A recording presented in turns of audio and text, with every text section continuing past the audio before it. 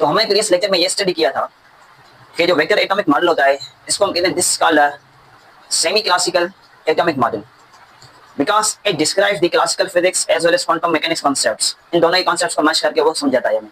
So that's why we say that this vector atomic model is also known as a classical vector atomic model. Okay? इसको vector atomic model हम इसलिए कहते हैं लफ्ज vector. तो vector हम atomic model इसको इसलिए कहते हैं क्योंकि on the basis of angular momentum we can find out the energy states of electron in atom. किसी एटम के अंदर जो इलेक्ट्रॉन्स की एनर्जी स्टेट्स हैं वो हम एनालाइज करते हैं on the basis of angular momentum. So that's why we call it this called a vector atomic model.